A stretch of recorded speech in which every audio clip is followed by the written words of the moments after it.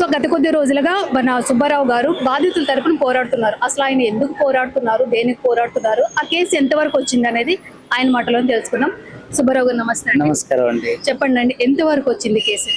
ఇదే ఇప్పుడు ఏదైతే మనం సిఐ మీద వేసినటువంటి కేసు ఉందో అది ఆల్రెడీ అతను సస్పెన్షన్ అయ్యేంత వరకు వస్తుంది అని భావిస్తాను.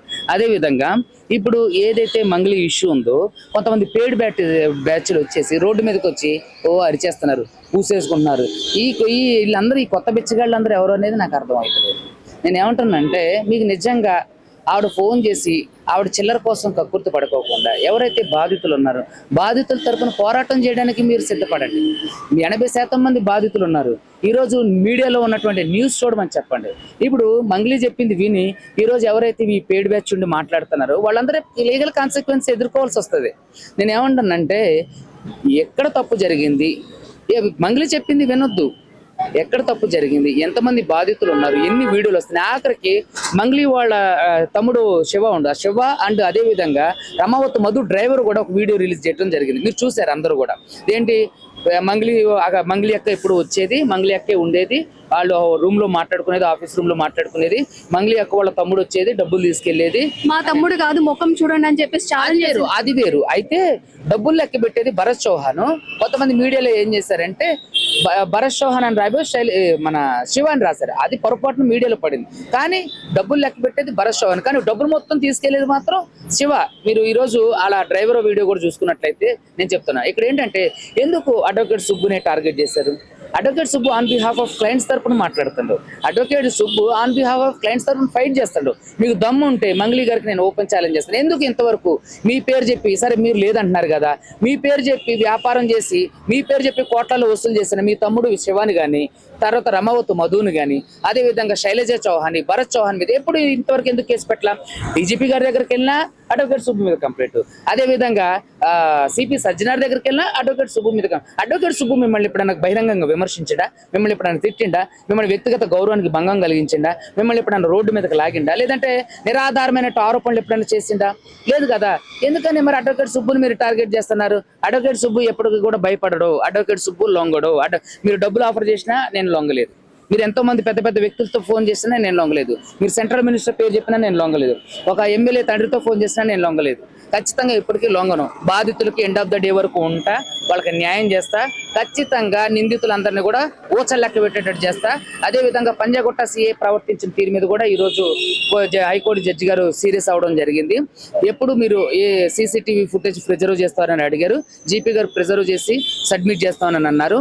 అది వచ్చిన తర్వాత డీజీపీ గారికి నేను పోలీస్ సెక్యూరిటీకి అప్లై చేయడం జరిగింది. వాళ్ళు సానుకూలంగా స్పందించారు. సో అది కూడా ప్రాసెస్ లో ఉంది. సెక్యూరిటీ కూడా అలర్ట్ అవడానికి అవకాశం ఉంది. ఇప్పుడు మంగ్లీ ఏమంటున్నారంటే, జస్ట్ అడ్వకేట్ సుబ్బు ఫేమస్ అవడానికి ఈ తంతంతా చేస్తున్నాడు. అడ్వకేట్ సుబ్బు ఈ రోజు వచ్చినాడు కాదు కదా. అడ్వకేట్ సుబ్బు గత 8 ఏళ్లుగా 9 ఏళ్లుగా పబ్లిక్ డొమైన్ లో ఉండి అదే బంజారా బెట్ల కోసం పోరాడా. నేను ఎల్బీ నగర్ ఇష్యూలో ఒక బంజారా ఉమెన్ ని వాళ్ళు బ్రూటల్లీ పోలీసులు కొట్టి టార్చర్ పెట్టి, కస్టోడియల్ టార్చర్ పెడితే నేను మొట్టమొదటిగా మాట్లాడినటువంటి వ్యక్తిని, నేను ఆ అమ్మాయి తరఫున మాట్లాడి పోలీసుల వ్యవస్థని ఎండగట్టినటువంటి వ్యక్తిని. మరి ఆ రోజు రాని పేడ్ ఆర్టిస్టులు, ఆ రోజు రాని ఈ ఎవరైతే ఈ మొహానికి రంగు పూసుకొని కుక్కలాగా మురుగుతున్నటువంటి వ్యక్తులు ఉన్నారు, మరి ఆ రోజు ఎక్కడ ఏ బొక్కలో దాక్కున్నారు, ఏ రంధ్రంలో జ్వరబడ్డారు, ఎక్కడ దాక్కున్నారు? ఈ రోజు మంగ్లీ ఫోన్ చేసి వెళ్ళి నా కోసం ప్రెస్ మీట్ పెట్టండి డబ్బులు ఇస్తా అంటంతో ఎగేసుకుంటూ చక్కలు గుద్దుకుంటూ వచ్చి ప్రెస్ మీట్ పెట్టి మురుగుతున్నారు. అసలు మీకు సామాజిక బాధ్యత కానీ సామాజిక స్పృహ కానీ ఉందా? నిజంగా మీకు రక్తం మరగట్లేదా? 80% మంది ప్రజలందరూ కూడా దాంట్లో లంబాడీలే ఉన్నారు. ఎందుకని మరి వాళ్ళ వైపున మీరు వకాలతా తీసుకోవట్లేదు? ఎందుకు నిందితుల వైపున మాట్లాడుతున్నారు? నిజంగా వాళ్ళకి మనస్సాక్షి లేదు. డబ్బులకు వాళ్ళు ఎటువంటి దిగజారుడు స్వభావానికైనా సరే వెనకాడరు. అలాంటి వాళ్ళని సమాజం ఎప్పుడు ఒప్పుకోదు. సంఘంలో ఖచ్చితంగా వాళ్ళ వ్యక్తిత్వం మీద ఉమ్మి వేయడానికి జనం అందరూ కూడా రెడీగా ఉన్నారు. Thank you.